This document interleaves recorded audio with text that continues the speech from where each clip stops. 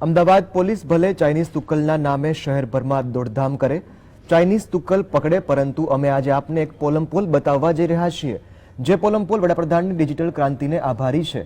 આખરે કેવી રીતે, જોઈએ આ અહેવાલમાં. પેટીએમ કરો, ઓનલાઈન ટ્રાન્ઝેક્શન કરો, કેશલેસ વ્યવહાર કરો, ઓનલાઈન ફેસિલિટી આપતી કોઈ પણ વેબસાઇટને લઈ લો. આ બધી જ વેબસાઇટ પોતાના બિઝનેસને વધારવાની લાઈમાં પ્રતિબંધિત ચીજો પણ લોકોને ઘેર બેઠા પહોંચાડે છે. આવી જ પ્રતિબંધિત ચીજ છે ચાઇનીઝ તુક્કલ.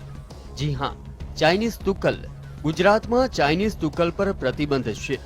આમ છતાં પેટીએમ હોય, ફ્લિપકાર્ટ હોય, એમેઝોન હોય, સ્નેપડીલ હોય કે પછી હોય ઈબે, લગભગ મોટા ભાગની બધી જ ઓનલાઈન શોપિંગ વેબસાઇટમાં ચાઇનીઝ તુક્કલ આસાનીથી મળે છે અને ઘેર બેઠા ડિલિવર પણ થાય છે. બોલો, આમાં કેવી રીતે લાગુ કરી શકાય પ્રતિબંધ?